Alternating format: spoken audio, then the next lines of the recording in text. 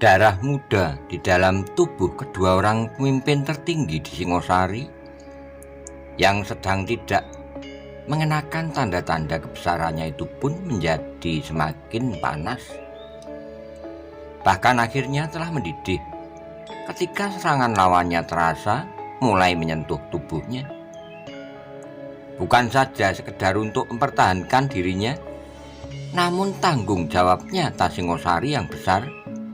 Itulah yang terutama mendorong mereka untuk kemudian bertempur dengan kemampuan yang ada pada mereka. Dan kemampuan raksasa yang sulit untuk dicari bandingnya. Semula, ketika Linggopati berhasil menyentuh tubuh Ronggowuni, ia merasa bahwa saat yang menentukan akan segera tiba. Jika orang-orang yang dilawannya itu benar-benar orang berilmu hitam, maka mereka akan segera mengerahkan kemampuan terakhirnya. Suatu ciri dari seorang orang berilmu hitam adalah bertempur dalam lingkaran yang dapat membuat lawannya menjadi bingung, dan kemudian dengan kejam menyobek kulit korbannya sehingga seolah-olah terkelupas. Karena itu, maka Linggopati pun segera mempersiapkan diri untuk menghadapinya. Namun yang kemudian dihadapinya adalah berbeda sekali dengan gambaran di dalam kepalanya. Lawannya itu sama sekali tidak menjadi buas dan liar, kemudian berlari-lari melingkar sambil berteriak-teriak dengan kerasnya. Tapi lawannya itu justru nampaknya menjadi semakin tenang. Namun dalam ketenangannya itu terasa bahwa kekuatan ilmunya menjadi semakin mapan. Gila, desis Linggopati. Apakah benar bahwa mereka bukan orang-orang berilmu hitam? Linggopati tidak sempat menilai lawannya lebih lama lagi. Serangan Ronggowuni terasa semakin mendesaknya. Gerak yang mantap dan cepat membuatnya kadang-kadang kehilangan pengamatan diri. Berkali-kali ia kehilangan kesempatan untuk menempatkan diri baik-baiknya. Sehingga karena itu maka setiap kali Linggopati itu meloncat jauh-jauh surut untuk mendapat kesempatan menyiapkan perlawanan berikutnya. Ronggowuni tidak tergesa-gesa memburu lawannya. Bahkan nampaknya ia sama sekali tidak bernafsu untuk mengalahkan lawannya. Namun demikian, serangan-serangan yang dilontarkannya bagaikan amukan angin prahara. Apakah aku berhadapan dengan anak jin? Desis Linggopati di dalam hatinya. Ketika keadaannya menjadi semakin sulit, demikian pula agaknya dengan Linggodadi. Ternyata bahwa Maisa Cempaka dapat bergerak secepat lompatan kilat di udara. Bahkan sudah mulai terasa bahwa serangannya akan langsung mengarah ke sasaran yang meyakinkan. Linggodadi benar-benar menjadi heran. Ia pernah beberapa kali bertempur melawan orang-orang berilmu hitam. Namun kali ini ia berhadapan dengan orang-orang yang memiliki kemampuan yang tidak diduganya. Ia menyangka bahwa anak-anak muda itu adalah orang-orang berilmu hitam yang memiliki tingkat ilmu tidak lebih dari yang pernah dibunuhnya. Namun ternyata bahwa anak-anak muda itu justru sudah mulai menguasainya. Apakah anak-anak ini termasuk murid-murid yang paling baik dari lingkungan orang-orang berilmu hitam itu? Pertanyaan itu bukan saja mengganggu Linggodadi, tetapi juga Linggopati. Bahkan pengiringnya yang tua itu pun merasa heran karena tingkah lawannya. Ternyata bahwa Lembu Ampal sama sekali tidak bertempur dengan sungguh-sungguh. Karena ia sendiri juga ragu-ragu, maka perkelahian antara kedua orang tua itu nampaknya menjadi semakin lama semakin lamban. Bahkan mereka pun kemudian berusaha untuk dapat memperhatikan perkelahian kedua anak muda yang menyebut diri mereka pembunuh orang-orang berilmu hitam itu, melawan dua orang yang sebenarnya masih diragukan. Apalagi setelah berkelahi beberapa lama, sama sekali tidak nampak pada kedua anak muda yang mereka sangka berilmu hitam itu ciri-ciri dari ilmu hitam yang memang pernah mereka kenal. Namun Linggopati dan Linggodadi sudah terlanjur terlibat dalam perkelahian yang sengit dengan Ronggowuni dan Maisa Cempaka. yang sama sekali tidak mengenakan ciri-ciri kebesaran mereka.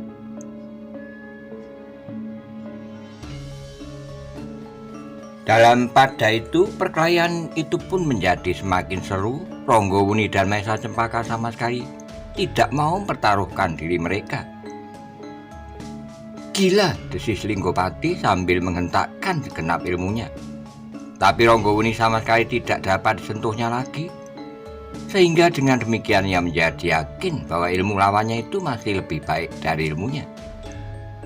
Tetapi Linggopati tidak berputus asa. Ia masih ingin menguasai lawannya dengan kekuatan daya tahan tubuhnya.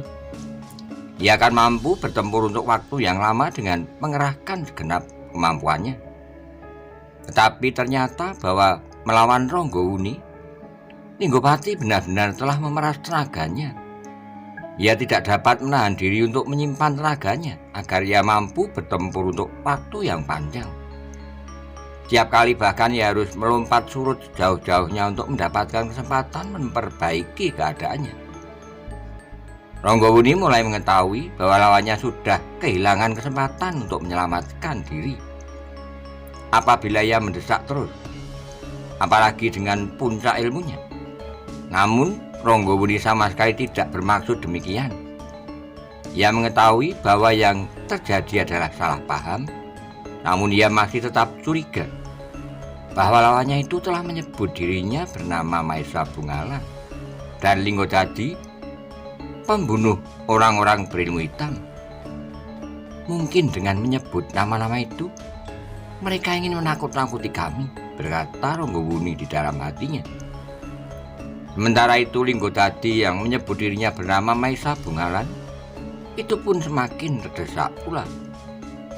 Agaknya sifat Maesa Cempaka agak lebih keras dari Ronggowuni. Sehingga karena itu maka tekanan ilmunya terasa menjadi sangat berat bagi Linggopati. Berkali-kali Linggopati terpaksa berlompatan menjauhi lawannya. Namun setiap kali Maesa Cempaka selalu berhasil mencapainya.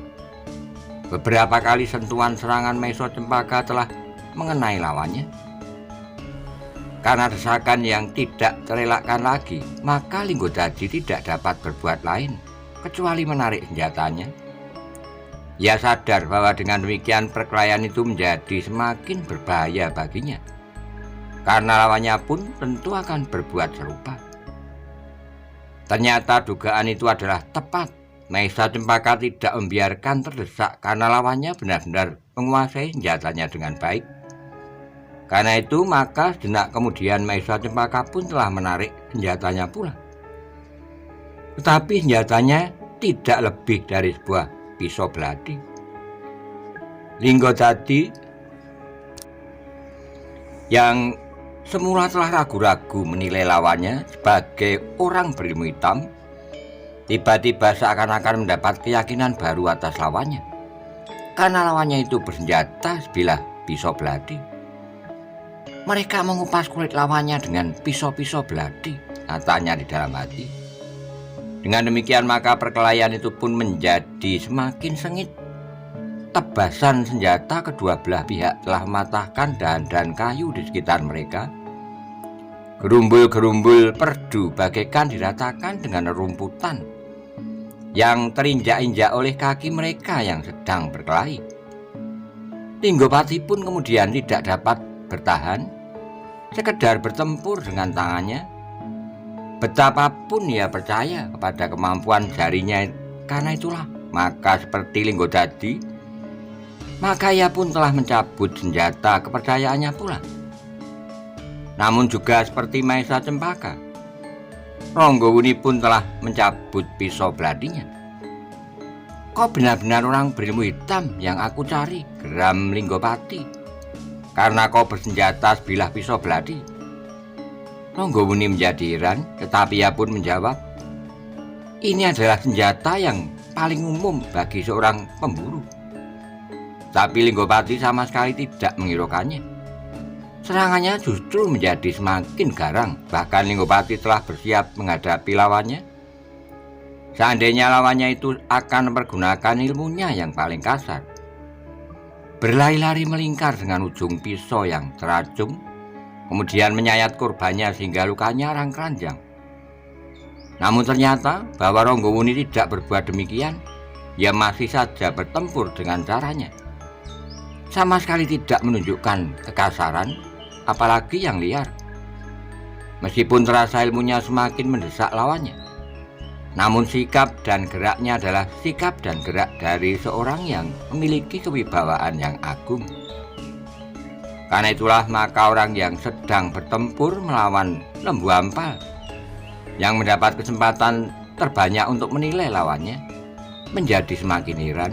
Bahkan ia pun kemudian yakin bahwa lawan mereka itu sama sekali bukan orang-orang yang disebut berilmu hitam itu. Semakin seru perkelahian itu, Linggopati dan Linggojati semakin terdesak. Meskipun lawannya hanya membawa senjata pendek, tetapi rasa-rasanya ujung pisau belati itu sudah menyentuh kulitnya. Bahkan ketika Linggojati kehilangan kesempatan sama sekali untuk menghindar dan menangkis, ujung senjata lawannya telah tergores di kulitnya. Hanya segores kecil, namun setitik darah mulai menetes. Ia mulai melukai aku, geram Linggojati dalam hatinya. Namun lawannya itu tidak berlari-lari berputar-putar dan melukai tubuhnya di segala permukaan kulitnya. Bahkan ketika titik darah itu telah diusapnya, lawannya nampaknya tidak bernafsu lagi untuk melukainya. Namun demikian Maesa Cempaka masih saja mendesak terus, sehingga Linggojati merasa seolah-olah di hutan yang lebat, dan luas itu tidak ada lagi tempat yang aman untuk berpijak. Sementara itu lembu ampal yang bertempur dengan ragu-ragu masih sempat bertanya kepada lawannya, "Kisanak, mengapa anak-anak muda itu bernafsu sekali menganggap kami orang-orang berilmu hitam?" Lawannya melompat surut, katanya, "Benar-benar salah paham. Aku yakin bahwa kalian bukan orang-orang yang kami maksud. Jika demikian, apakah kau dapat menghentikan perkelahian itu?" bertanya lembu ampal. Orang itu menjadi ragu-ragu, tapi lembu ampal tidak menyerangnya lagi, seolah-olah ia sengaja memberi kesempatan kepada lawannya untuk memberi peringatan kepada kawan-kawannya. Orang itu termangu-mangu sejenak, namun kemudian ia berkata meskipun dengan ragu-ragu, "Apakah perkelahian ini harus diteruskan?" Linggojati dan Linggopati yang mendengar kata-kata itu pun melangkah surut.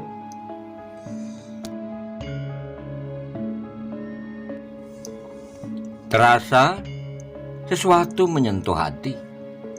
Pertanyaan serupa itu agaknya memang sudah tumbuh di hati mereka sejak mereka melihat bagaimana cara lawannya menggunakan pisau belatinya, yang sama sekali berbeda dengan cara yang pernah dilakukan oleh orang-orang berilmu hitam.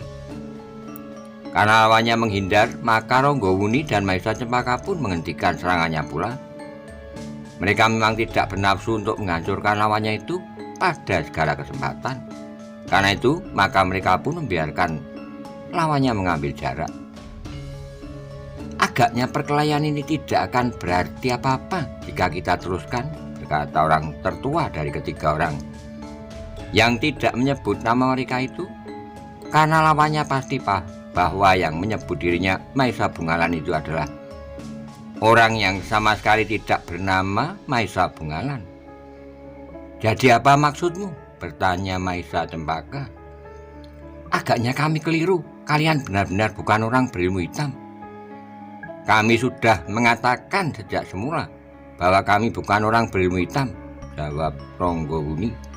"Ya, kami kemudian yakin setelah kami melihat tata gerak dan sikap kalian." "Bagaimana dengan tata gerak ilmu kami?" tiba-tiba saja Maesa Cempaka bertanya. "Apakah mirip dengan tata gerak dari ilmu Maesa Bungalan?" Orang yang menyebut dirinya Maesa Bungalan termangu-mangu. "Sebenarnya kami dapat berbuat lebih baik jika salah seorang dari kalian tidak menyebut dirinya Maesa Bungalan, pembunuh orang-orang berilmu hitam," desis Maesa Cempaka. "Kenapa?" bertanya Linggojati yang menyebut dirinya bernama Maesa Bungalan. Seperti yang pernah dilakukan jika orang-orang berilmu hitam itu ada yang berhasil melepaskan dirinya. maka dendamnya akan tertumpah kepada Maesa Bungalan. Tapi karena agaknya Linggopati berpendapat lain, semata-mata didorong oleh nafsunya untuk memusuhi orang-orang berilmu hitam, maka ia pun telah menyebut dirinya Linggodadi, pembunuh orang-orang berilmu hitam pula. Ronggowuni termangu-mangu sejenak, namun kemudian ia menjawab, "Sudah tentu, mungkin sekali dua orang mempunyai nama yang sama. Tetapi jika kau menyebut nama dan gelar yang sama, maka kami pun menjadi bingung karenanya. Maesa Bungalan, pembunuh orang-orang berilmu hitam, tentu bukan 2 atau 3 orang.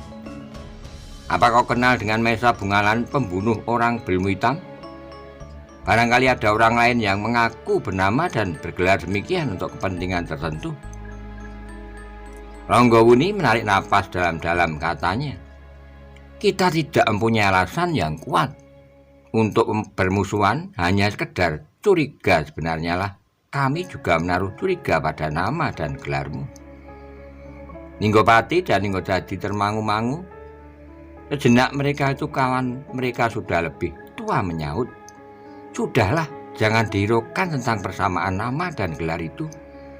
Tapi terusnya kita akan saling mengakui bahwa kita telah terjerumus ke dalam suatu kesalahpahaman.